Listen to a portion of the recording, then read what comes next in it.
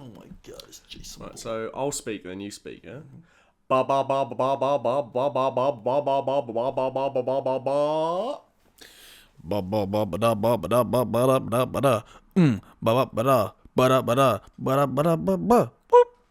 Yeah, so that one's mine and that was yours. Yeah. Back once again with the Renegade Master, Time Lord Psychopath, killing all the people. It's 2025, and the Full Fat Podcast is back, and we're giving it some energy. Charlie. We're giving it all the energy. We're giving it so much energy, you'd think we're on Hollywood powder during this podcast. But we're not. We're not. Just pineapple Fanta. It's delicious, isn't it? Yeah. It's good. It's good. Yeah, Sugar-free. like real men. Mm-hmm. Yeah. Pineapple Fanta. Real men drink pineapple Fanta. 0 sugar. Oh, so, how have you been in the interim? I've been good. I act like I don't know, like I haven't seen you since the last podcast. Every week. Waking minute. Good Christmas. Yeah, it was good. Just, the post, Christmas clarity where you're like, oh, God, I've eaten too much, That week in between Christmas and New Year's, I knew I was going to go back to eating healthy January 1st. Mm-hmm. But because of that, I went ham. I went turkey, I went chicken, I went everything. I got a curry one night, KFC the next. By the time New Year's was coming around, I didn't even want bad food anymore, but I was like, well, this is my last chance. So I got pizza as well. Oh yeah. I think at one point I had I might have had 3 curries in a row. It was pretty disgusting. I've not weighed myself since mid-November, and I was 7 pounds bigger than that by January 1st. Yeah. But I also thought, considering what everyone ate at Christmas, and considering everyone ate in the interim between Christmas and New Year, 7 pounds is pretty lucky. And I'm already back down to the previous November weight. So Christmas has been satiated. Yeah. It's been curbed. But now it's time for the real work. That sounds bad, Now it's time for the plateau weight to go. Oh yeah. It's a battle already. I mean, I went too hard. And I put on like a stone from Christmas. That is insane. I went insane. And I think as well, a big part of it as well is I'm not doing my regular routine exercises as much. So you do that plus 100%. Eating like a pig, and you see the difference. But I've already kind of lost a lot. But you're right. More to go. It's the battle. It's the sitting around, because I was trying to do 10,000 steps a day, and then I was doing gym twice a week. Yeah. And even then, as soon as it hits December, I think you'll agree, we just eat whatever we want. Yeah, no. And I was still eating whatever I wanted, but I was also walking, going to the gym, training. So I didn't feel the effects until I stopped doing all of those things. The week before Christmas, that's when I suddenly felt like on Boxing Day, after day 4 consecutive lazing, I was like, man, I feel like shit. Yeah, you sort of go full circle with it, I feel like, where you're you get to the point where you're like, oh, I'm actually can't wait to get back on a routine of eating good and working out. It's such a great place to be. Yeah. No, but it is good because you just need that big blowout. Yeah, you do. Yeah. I literally train all year and restrict my diet all year so that I can go ham at Christmas, Yeah. And then 1 week in the summer for holidays. Yeah, exactly. And Fright Fest. Yeah. And then birthday, and then actually, we're not thinking about it. This is the problem. I was really good for a point in the summer, and then we had holiday, Fright Fest, my birthday. Yeah. That was tough to bounce back from after that. That combo, yeah. But I'm hoping lose another stone by March. I think that's more than doable. Yeah. My plan is I don't want to try and smash it really hard and then crash out. As long as I'm losing about 2 pounds a week. Yeah, definitely. I think that's healthy. And as long as you're still feeling healthy, still training. 100%. Then it's good progress. But yeah, the plateau's going to come. I can feel it. The start of a new diet, it drops off you, doesn't it? Yeah, just by virtue of not picking out, you lose weight, and then after that comes the real work, as you say, where you're like, now we gotta try. I'm kind of experiencing a slight. Where I got a slight version of that, where I've hit it quite hard and sort of lost it quite a bit quite quickly, and now I'm like, oh no, I can't seem to budge again. I'm like, okay, I got to up it a little bit and then bring it back down again. There's nothing worse than that when you're I'm just circling the same weight all week, But I'm like maybe going up or down by increments of like a pound. Yeah. And it's just not going down. Yeah. Like, but that's why I like that you introduced me to that happy scale. Oh. Which we're not sponsored by, but it sounds like we're sponsored. But that is great. Honestly, I think it's like the healthiest way to weigh yourself, like mentally, because you weigh yourself every day, you realise that your body just sort of there's a word for it. It's like recompositions or positions itself. So like you'll go up and down in weight throughout the week, but it's about week by week how much did you lose. Whereas some people don't. People weigh themselves one day, when it's the next day they put on a bit of weight and they're like, oh no, I fucked it. Whereas like having that week by week, you realise, oh no, actually no, it fluctuates, and then eventually I've hit. I think it's about what works for you, isn't it? Because that's always worked for me in terms of weighing yourself daily. Keeps me to task. Yeah. And then you can see the average you're getting from your daily weight. Yeah. So you still know that you're losing even if you've gone up a little bit that day. Whereas I don't know how people have the mental strength to weigh themselves like once a week. Yeah. And maybe you've lost a pound or put on a pound, because I just find that so like, oh, I'm waiting to that next week long time to weigh myself. Whereas like, weighing yourself every day, for me personally, it makes me go, no, don't be silly, because you got to weigh yourself tomorrow. Yeah. Like, whereas if you were doing it once a week, the day after the first weigh-in, I know what I'm like. I'd be like, well, I've got 6 days to correct this KFC, so let's go. Let's go. Yeah. No one's going to know. The scale's not going to know. The scale always knows. Yeah, the scale always knows. I'll tell you what I did on Sunday. I got a KFC because me and Maxine were driving like 2 hours, and we had to go past services. And we knew, you plan in, that's going to be my naughty thing. Yeah. You know. But I didn't get like what I'd normally get from KFC. I got like a restricted thing. But it was about 1,000 calories. Mm-hmm. I'd already had breakfast that day, and with my deficit, that was pretty much all my calories left for the day. I had maybe like 200 calories left. But of course, naughty food, because it's more calories, doesn't make it more filling. So I've been on this like diet where I've been feeling full all day on like a calorie deficit. But that day, it was like 2 o'clock when we ate, and then for the rest of the day, I was so hungry. But I was like, I don't want to go over it's a numbers game, isn't it? So it's like, but I think that is also a good deterrent, because it reminds me the next time, if I was to have KFC off of the plan, I'd be like deterred to say no, don't do it, because you'll eat it now in the afternoon and then you'll be hungry the rest of the day because you won't be able to eat anything else. Yeah. So, did you already have your cheat meal that weekend? No. So I wouldn't worry too much about, the whole day, not eating as much if you can have a cheat meal, because what you can do is you can have that cheat meal because it spikes up, but then you can actually drop more from it. It's only if you're doing like 2 cheat meals in a day, next to each other. But if I'm calorie deficiting, I shouldn't be going over the number, right? Like the actual number. On your cheat day, you can. Okay. But it's fun to do on your cheat day. Because otherwise, another naughty meal, as long as it's just like a normal meal after. Yeah, exactly. As long as like you ate normal all day, and then your last meal was like a cheat meal, whatever. That's all right, as far as I'm aware. But obviously, I'm just doing what I've been taught. So, next question: if I eat too many calories, will I turn into a wolf man? Well, to be fair, watching Abbott tuck into some food in this movie, into some people, is not too dissimilar to us eating a KFC. Yeah, like the transformation he undergoes is kind of similar to when I like smell KFC. Yeah. I'm like becoming an animal. Like there is a full moon. I am ready to throw down. Oh yeah. Wolfman, there is so much to unpack with this. Yeah. And we haven't spoken about it, but we've both seen it, haven't we? This is the first time we're speaking about it together. Yeah. I'm intrigued to see if you feel the same way I do. For context, everyone, we are both, I'd say, big Lee Whannell fans. Yeah. We loved Upgrade. Yep. Awesome film for like I think it's the $3 to $6 million budget.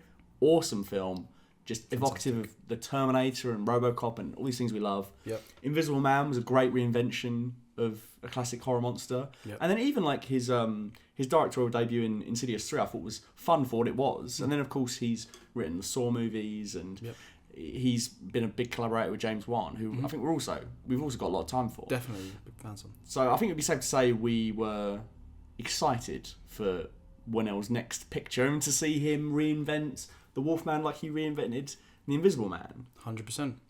Do you think he nailed it to the same degree as Invisible Man? No. No, I don't think he did. But that doesn't mean there's not a lot of merit to the movie at the same time. I think, just to start off with, I think that as a director, I think Lee Winnell, he knows how to direct action and tension. That's one thing that we've seen throughout these 3 movies. Boy, can that guy create a scare, create tension and, set up a scene. I think the big issue I have with this film is mostly when it comes down to the script. Which surprised me. Same. I feel the same as you. I think the direction was solid. I think there's some really good ideas that we can go into a little bit more, like the wolf vision, the way he sees things and the way he's unable to communicate with his family because of how he's transforming. Yep. All the kind of Cronenbergian stylings. It was very much kind of the Fly inspired. Very much the Fly inspired, yep. But the script, I don't think was there. I don't think the reveals that were rooted in like the overarching theme of like abuse and familial abuse being repeated and cycles of abuse. I don't think that was very well rendered, and I think it really hurt the movie. But also, before we get into all that, another thing that really bothered me, and I was wondering if this bothered you, is the Invisible Man. He goes, "How can we ground this? Let's make it a high-tech suit." And you're like, great, that's a really cool way of doing it. Kind of fits in with what you did in Upgrade, but also it's a bit more horror like what you've done with previous projects. So like that's a perfect marriage to me. Yep. This, I felt like took just like the most basic principles of like the myth of the Wolfman and discarded so much that makes the Wolfman interesting. Yeah. Even to the point where like even the cliched stuff like silver bullets, yeah, I get why you wouldn't put that in. Yeah. But like an American Werewolf in London, part of the charm of that film is seeing him transform and then turn back into a human being. Whereas this, to me, with the whole virus sort of MacGuffin that they sort of wove into the movie, it felt more like these people were turning into zombies. Because once you've been scratched or whatever, there's no going back, is there? No. Like his full spoilers, by the way, his dad and Christopher Abbott himself, once they're turned, that seems like that's it. Yeah. You don't turn back. No. You're just the Wolfman forever. Yeah. And what I think is really weird about that is this whole thing, right, is about abusive parents. Would it not have made more sense with the Wolfman character for Christopher Abbott to turn, be really abusive to his family, and then turn back into the kind-hearted dad the next day, and have him be like, I didn't mean it. I didn't mean to do all those terrible things. You know, like an alcoholic parent or an abusive parent, and have the mum and the child wrestle with that fact of like, well, he's not this guy anymore. He's gone back to this other guy, and like the fact there would be 2 sides of them. Whereas instead, it's hard reset. Once he becomes the Wolfman, he still wrestles with not wanting to hurt them, but he's a different guy, isn't he? Yeah. No. Yeah. He's a zombie. He's a hairy zombie, Charlie. Yeah. No. It's so true. It's true. And the thing is, I don't even necessarily have a problem with the disease angle, but I think it's exactly what you just said, in that this film sets you up lovely for what you just said to play out. That, he does go back to the thing, human being, and especially because it's really sort of the first sort of act of the movie is really shown to you that Christopher Abbott really doesn't want to be like his father. Yeah. And whenever when he goes to shout at his daughter, he really feels bad for it. Yeah. The way he tries to parent his daughter is very sort of the antithesis of his father. Yeah. So I feel like it would have been perfect to have him shout and do those things, and then revert back and be like, oh, what did I do? Like, I'm becoming like that. And so I was really quite... It's funny you said that, because I was thinking the same thing watching it. I was like quite surprised that... But then I think the big issue with the movie anyway is I do think it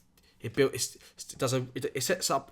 It does... I think it's quite a decent build-up, actually. Quite a good build-up to the movie. But I think it just goes nowhere, really. In terms of like... these threads that are opened. Yeah. Like, I don't feel like it really closes the thread of, the parental thing. Well, and it doesn't really close the thing with his father as well. His character drops off the map. Yes. Like, him realising that the Wolfman that's been hunting them is not the Wolfman from the prologue. It's a second Wolfman who was scratched by the first Wolfman, who is his dad, who he thought was dead. That could be interesting. Yeah. But because he never reverts back to being a human being, we never get what he feels about it. Yeah. As much as we never get him feeling guilty about what he's doing to his own family. Yeah. So there's all these like interesting questions that the movie sort of starts to conjure, and it never does anything with them. Yeah. It's also structurally, I think it's so strange because I think Lee Winnell's quite good at doing a good twist. Yeah. Upgrade, again, full spoilers. I think you really buy into Stem and Captain John Upgrade on their adventure. Yeah. And it really is a shock when at the end Stem's like, no, I picked you because you're technology phobic and it's the easiest person I can manipulate. And you're like, oh shit. Yeah. Whereas this, it's like, well, the dad and the son are facing the Wolfman, and now we've cut away from that without resolving it. And in the next scene, Christopher Abbott's like, yeah, they've just confirmed my dad is definitely dead. Yeah. Like, I'm sorry, but as soon as that happens, it's like, well, we're going to go back to the place where your dad definitely isn't dead, and we didn't see the first Wolfman get killed, so he's definitely the new Wolfman, isn't he? Yep. And like, once you know that, it's like, well, I'm just waiting for that to happen. Yep. But that could be saved if the surprise is ruined, but the manifestation of that surprise is interesting and in all of his feelings being explored, but that doesn't get explored. Yeah. Also, just from an effects basis, I think seeing the Wolfmen running around, all that kind of stuff, I don't think that looked good. I actually didn't mind it, you know. I was actually quite... I think going in, like, we saw that promotional, you know, outfit. Yes. And I was concerned. But then when I watched the movie, I was actually quite happy with how little we do see them. I think the only time I really felt like we got a good look in was when the dad was dead. There was a couple of shots that stuck out to me, like when the Chris Abbott's dad Wolfman was chasing the family. Yeah. And he started running on all fours. It gave me like flashbacks to like Liev Schreiber, X-Men Origins Wolverine, kind of like all fours running, and or James McAvoy Glass. So I'm like, it's so hard to make that look good. Really, because I didn't. I must admit, I didn't really feel that because I felt like it was always quite. We were always quite kind of at a wide.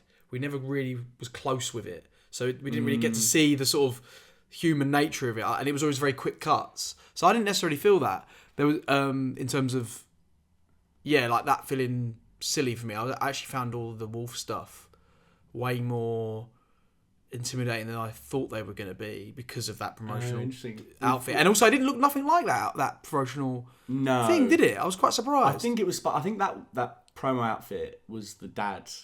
It looked more like the dad than Chris Abbott. Yeah, maybe. But it's interesting that we've come out on different sides of that because I was actually really disappointed. I thought the transformation Cronenberg kind of stuff, where he was becoming this other thing, was really cool. Yeah, same. Yeah. But I thought the strength and power of both Wolfmen, I didn't think came across very well. Like when they fought each other. Oh, I know. Yeah, I thought that could have been way more interesting. I agree with that. I do agree with that. And also just weird things like I felt like the movie didn't know how to end. Mm-hmm. We've built this guy up to be like this otherworldly creature that surely is difficult to kill if, you know, any wolfman that's been in those woods has survived for so long, kills all these hunters, and then it turns out that Julia Garner can just shoot him.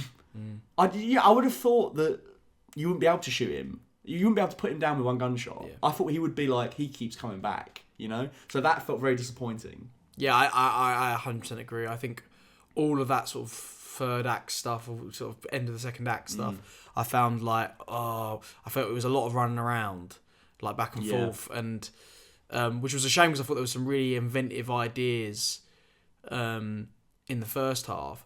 I tell you what I did find quite interesting, I thought it was an interesting angle, was the idea that Abbott's Wolfman, Christopher Abbott's Wolfman, it's almost implied that he's not being aggressive towards them at all. He's just doesn't know. He's trying to communicate to them. Yeah. And I thought that was kind of cool. I kind of liked that idea. But again, I think a lot of the issue with this movie is that there's a lot of things touched on, but nothing's really explored. Like, particularly the wolf stuff. It feels like it's just there.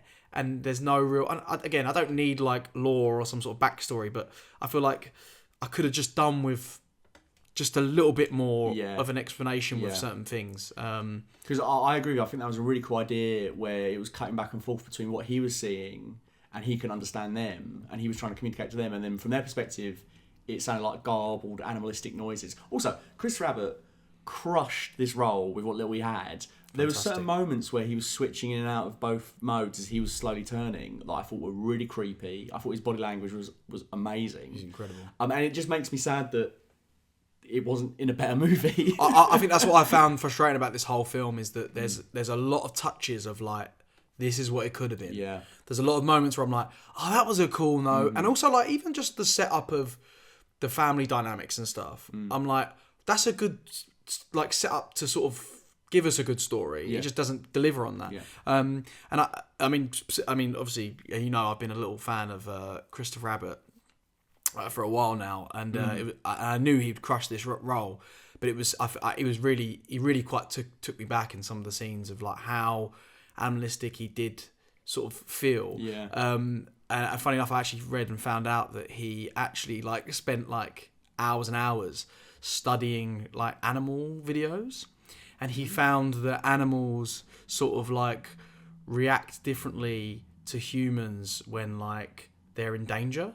So he would like try and recreate the noises of like how they would feel. And that's cool. And I was like, that's cool. And I feel like it worked. It shows. You know what I mean? Because there's some moments in there that I think are really quite terrifying from him. It's just such a waste of Lee Well, it's such a waste of Christopher Abbott, and also it's a waste of even people like Benedict Hardy, who was amazing as the Heavy in Upgrade. Yep.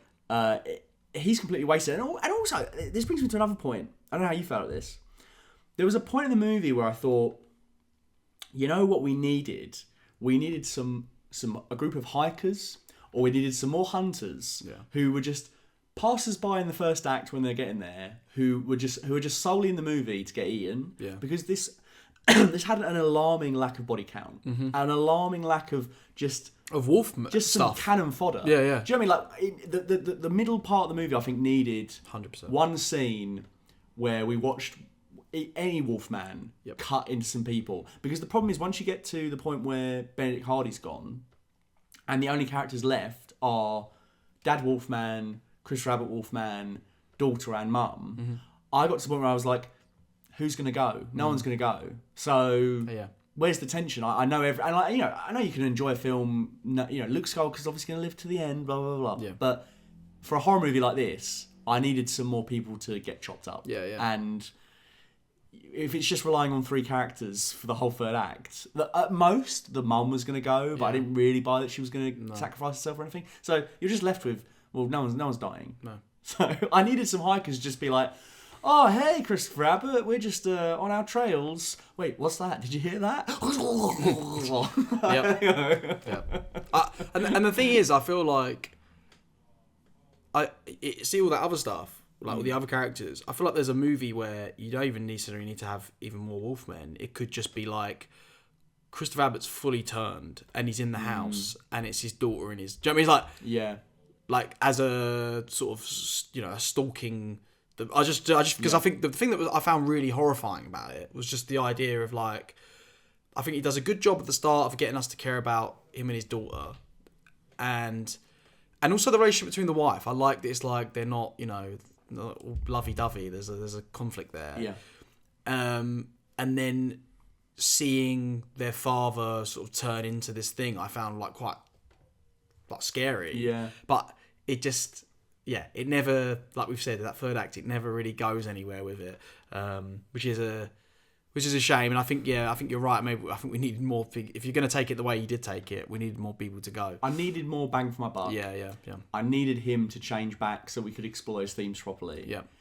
And I just needed a bit. Weirdly, I think I needed another 20 minutes. Yeah. It kind of just ends. Yeah, she shoots him, and it's just, there's a funny line where the kid's like, he just wants it to be over. Yeah. And I'm like. Yeah, I feel like we all just want it to be over now because it's not delivered. Yeah. It's a real shame though, because I'm still a Lee Winnell stan. 100%. I mean, we've gone in on things we didn't like, but I just want to bring out a couple of things I did really like. What I really liked was how Winnell, sort of keeping his style a little bit from Invisible Man, uses like space within the camera, the framing, to to create scares. There's a lot of moments where I felt very tense in this. I thought the whole set piece with the truck was brilliant. That was great. I thought that was really, really good. And I think there were moments at the beginning as well with the father and that where I thought that was really terrifying. He does this really clever thing where he'll play on like tropes of how to set up a jump scare in a horror movie, and then he won't give you the jump scare. So it makes you feel like you're kind of like on edge because you're like, all right, well, usually there's a jump scare right now. Yeah. Why is there not a jump scare? Yeah, he does it particularly at the start where you see a shot of the Wolfman, then he's just looking above the sort of what they in the little hut thing, and you can see the breathing. Yeah. And then it cuts to a close up of the dad, and then the camera just tilts to some space behind. And usually that means something's going to jump out in front, but then he doesn't do it. Yes. And then it will jump out randomly later on. You're like, Yes. oh, but that's a proper jump scare set up to me. Where I thought I didn't mind jumping a few times because like you deserved it, you earned it, you actually gave it to me. I still think his direction's there. Yeah, 100%. I don't know what happened in development where this didn't quite come together, but obviously he was attached at one point. I think he was attached with Ryan Gosling at one point, and then it was Ryan Gosling, Derek C. in France, and then both of them left. Yeah. I think Gosling's still credited as a producer, but obviously then we've got the second Lionel version, which could have some of the bones of the Derek C. in France version. It could even have some of the bones of the previous Lionel version. We don't know. Yeah. But something went askew in development, definitely. Yeah. I know that he wrote it during COVID, and I know that he had a friend who had a sort of a motor neuron disease, Right. And was slowly dying from that. And he used his kind of, and they did eventually pass away, and he used that kind of the feeling of seeing a friend go through that, Right. and that's what sort of made him have the idea for the script. I think, I mean, that's what he channeled through it. So I don't know how much as well of like COVID was in his mind, because I did think when I was watching it, there's a very small cast of people, and I wonder how much he wrote it being like, we don't know what the future's going to be in terms of. When was it shot? Cause I think it was only like I know, because I think that he was like editing it like last year, so or the year before. Sorry, so I don't know. But yeah, I thought that was interesting. But yeah, I also there's some really cool other moments I really like of sound design. There's a bit where when he's first starting to turn into the wolf, he puts his mouth under the sink to get some water, and there's like and that gargle bit almost sounded like the wolf noise, and I was like, that was so clever. That was really clever, like bit of sound design. I thought that was cool, and even just like I liked seeing from his perspective, when he sees the spider and he's hearing the thud. There was something really horrifying creepy about that. Yep. And just like I just appreciated a lot of how practical he kept a lot of it. Like even going from like his perspective to them and sort of switching the light in and it's a shame because I think there's a lot to like within it in terms of the tension and some of the ideas. It's just not. It just doesn't all come together. I feel like a couple of more drafts. Yeah. And, we could have got something, but no, I feel like I was cheated out of a Wolfman movie. Yeah. So like they should have called it Hairy Zombie. Yeah. Whereas Invisible Man, I got the Invisible Man. Yeah. But and I see he wanted to do something unique. I see that he wanted to try and do his version of the Wolfman. But I feel like if you're gonna do that, like you said, give it to us. Yeah. Don't shy away from like giving us some more gnarly kill. Like if you're gonna, like I know you don't want to compete with Rick Baker's effects in American Werewolf in London, or do that kind of werewolf, or have the Howling or whatever. But give us, if you're gonna give us your version, give us your version. Yeah. You know what I mean? Like show us why. Sorry, I keep reading this book. Give us why this needs to exist. Ultimately, it just made me really want to rewatch American Werewolf in London. Yeah. Whereas I think you'd like the Howling a lot as well. The Howling, really like the Howling. That's probably my favourite like werewolf movie. Like I like American Werewolf in London, but it's like the Howling's more of a straight up werewolf movie. Oh, okay. Do you see what I'm saying? I do really enjoy the tone of American Werewolf in London. Like when he's waking up at the zoo, like going to the animals, like hold all my calls. Yeah. Stuff like that. It's so funny.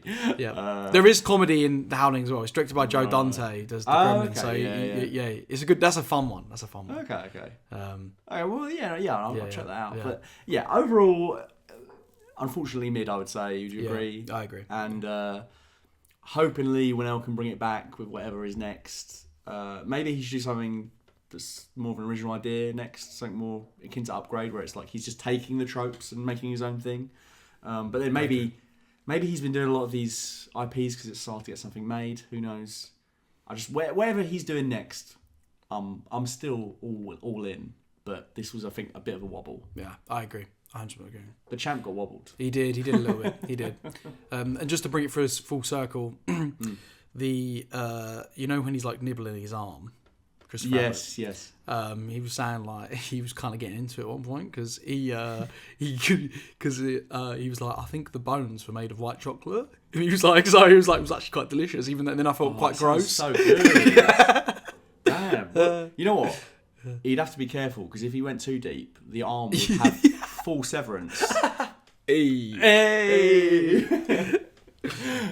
You wouldn't say severance, would you? You'd say severed, but you know.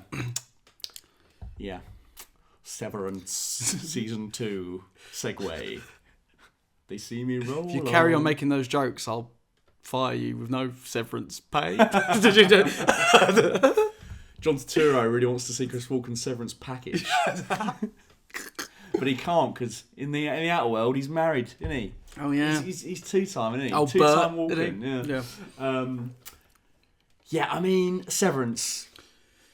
To recap, both huge fans of the first season. Oh yeah, fantastic series. Yep. The whole premise is just so clever. So clever. And I think it's so awesome to have this kind of like dreamlike, trippy kind of horror infused with just like the what is the mundane horror of having to go to work and do a job that is soul destroying. Yeah. And the whole concept of, well, why wouldn't you just compartmentalize your work day so you don't have to live it? Like, I feel like anyone without thinking about the consequences too deeply would go, oh yeah, that sounds pretty sweet. So it's got like a really cool gettable concept. But then of course the whole idea that for your innie, for the person that does the work, that is their whole existence. If you retire, you die. Yep. You never get to go home. It is a living hell. Yep. It's horrific. Purgatory. Every time that they cut to like the lift, and they go back to the lift, I just think, I'm like, imagine finishing work and then you wake up and you're back there again. Yeah. Almost. Well, I thought it was cool that this season kicks off and we see it from Adam Scott's perspective, from Mark's perspective, and they say it's been 5 months.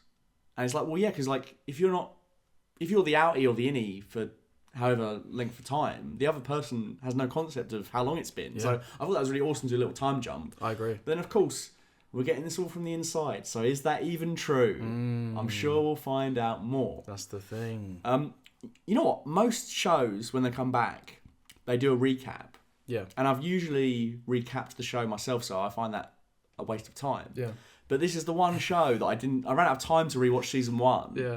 So I could have really done with a recap because there was a few points in this first episode where I was just like, did that person do this? You know, like, I can't quite remember. Yeah. I kind of wish I'd just watched like a 10-minute YouTube video. I did because I was like, I was like, it was one of those shows where I was like, it's very like, you know, there's a lot going on, it's wordy, it's not necessarily like you're in the same space a lot, so it's not like there's images I can kind of associate with certain moments per se, you know what I mean? So I was like, okay, I'll have to watch a little 10-minute YouTube video. Yes. Thank God. And it was, actually, funny enough, it ended up, I was watching one, but they were going on about something that I was like, I feel like that's not what I want to know. And then a YouTube short popped up, and this person literally gave me like the best 3 minutes of the whole thing. I was like, nice. To the point I was like, yeah. So I wish I could remember that person's name so I could give him a shout out. But it was a really good video. I was like, you get a like, sir. Actually, it was such a weird choice not to do a recap for a show this dense. That's what I was gonna say, because usually shows always do it, and I thought this. I turned it on. Yeah. My girlfriend put it on, and we started it, and then it started, and I was like, they're not getting a recap. So we literally paused it and was like, I literally need one. Because it's been, fucking 2020, was it? Do you know what I mean? 2021. 21 or 22? Either way. It's been 4 years, isn't it? The frustration with this whole series is that this is what I want streaming to be in terms of the quality. Yeah. But it's still got that streaming problem of me having to wait the time I'd wait for a film. Yeah. For a new season. Yeah. And that's also, I guess, because it's Ben Stiller directing, and we've got actors like Adam Scott and John Turturro and like these filmic actors in there. But the writer strikes as well in between. that didn't help. But obviously, like, I still think we're looking at 2024 minimum, 2 years. Yeah. And I just wish, can we not go back to like the golden age of TV where like we had shows of this quality, like The Sopranos or Breaking Bad, and like 9 times out of 10 they'd be coming back the next year. Yeah. It's a shame because I love this show, and the only problem I have with it is that I've had to wait so long to see it again. It's almost kind of like I wish I'd rewatched the season before I started this. Maybe I could still rewatch season 1 this week before season 2 just to get really caught up. But it's a minor gripe because I thought it was right back to the same quality as before. I've still got so many intriguing questions based off it, and it's all still so rooted in so many interesting character choices. Dylan begging Irvin not to walk out and retire, saying, like, it's not retirement. Like, we're innies. Like, you're going out to your death. Yeah. And him being like, I don't care. Like, Chris Walken has got a boo, and it's not me. Yeah. So life's not worth living. Him having to convince him. Also, what I thought was really interesting, possibly the most interesting part of the episode for me, was when they were talking about their trip to the outer world at the end of the season 1 finale, and they're all being honest, apart from Holly, who makes up a load of bullshit that she was just chatting to some gardener and because she is, of course, the daughter of the CEO. She's like the daughter of the CEO, isn't she? So she was kind of like the she was put in there to advertise that it's really great to do it, wasn't she? She was kind of like a pawn in the larger scheme of things. But it's really interesting that she's withheld that, because I guess she's thinking that they maybe wouldn't appreciate that, or how they would react could be interesting. And I'm very intrigued by that, because that is the biggest question I have. But there's also another big question I feel like this episode gave us, and that was, why did Milchek tell Mark that the others have quit, they're not doing it anymore, the Severance? Then he spends like a good amount of time with those other people before eventually he goes, all right, you guys can just go back in the room again. I thought that was interesting. I'm like, why did they do that? Yeah. There's going to be something to do with that. There's something like what, and also like the fact that, we've had this, Keanu Reeves video. It was Keanu Reeves. Yeah, it was. Yeah, it was Keanu Reeves. Yeah. When my girlfriend put it on, I was like, that's Keanu Reeves. She's like, is it? I was like, it sounds so much like him. Yeah, it was Keanu Reeves. But also because he wasn't doing his usual, like, going to need a gun. It wasn't like that. So I was kind of like, it does sound like him, but it's also like the energy is different. It was almost a bit more like Bill and Ted. Yeah, it was. Anything else. That was him then. Yeah, it was fantastic. What a great cameo. Yeah, fucking A. But yeah, that he, they're kind of being told that they're seen as these heroes now on the outside world.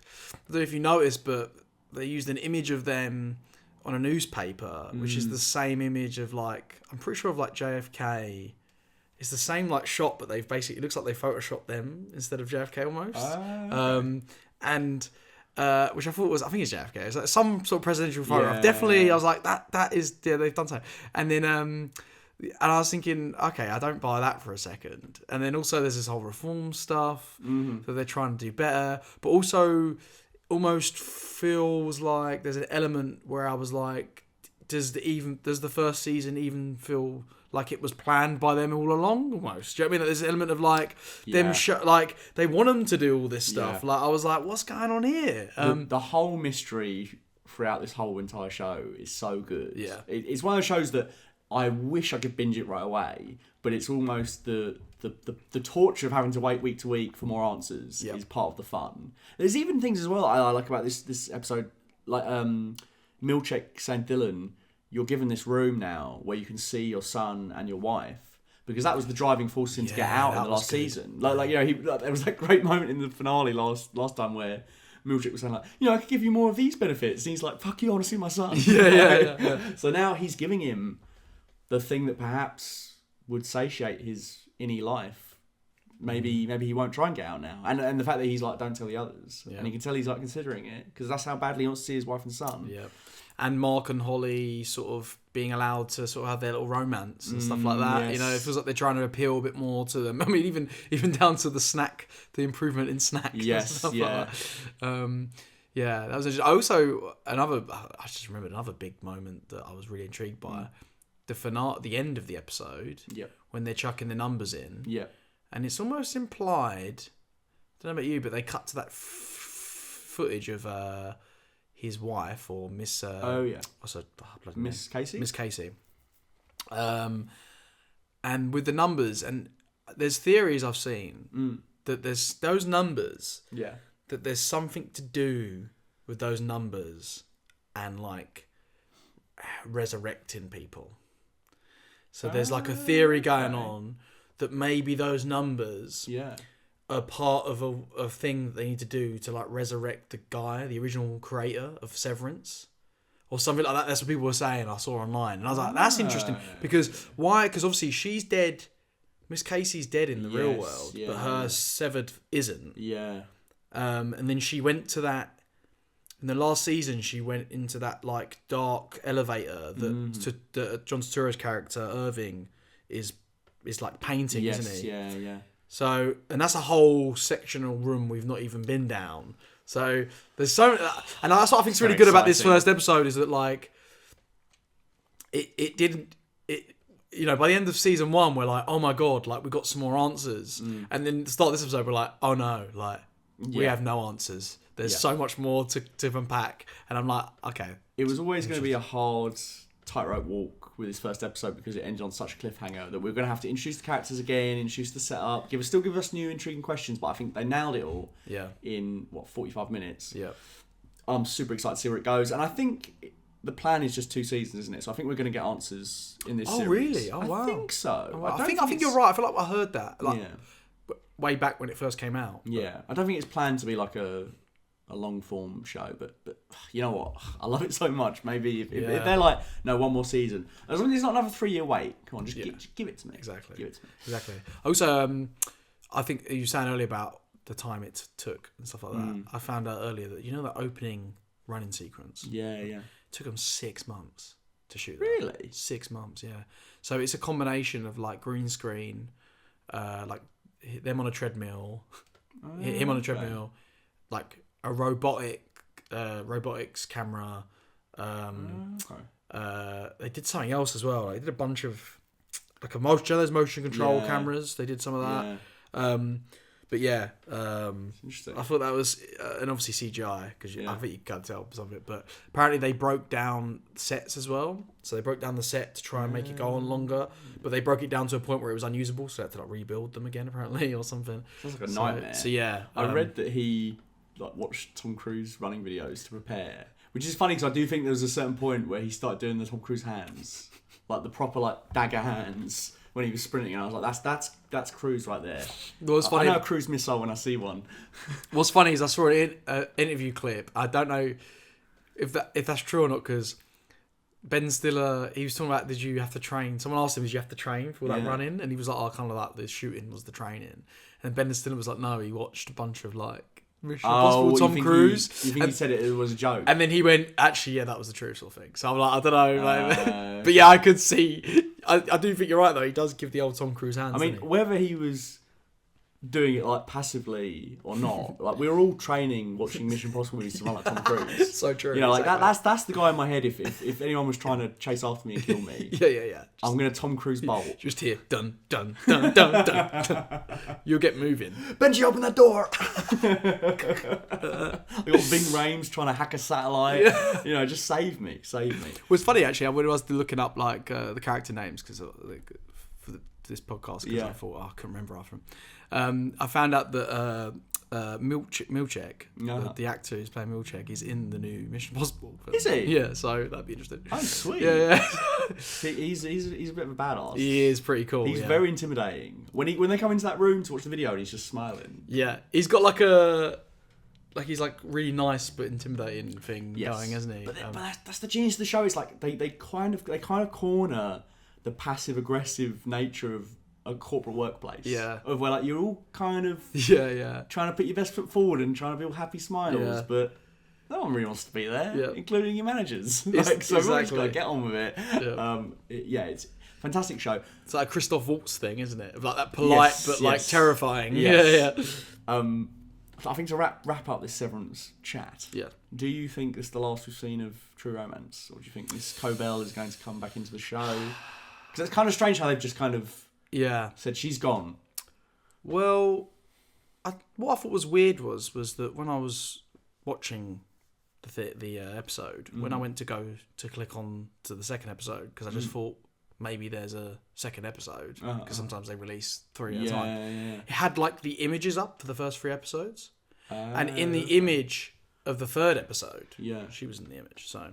Oh, okay. So yeah, there we go. It's annoying when they do that. Yeah. So I thought it was weird because I was like,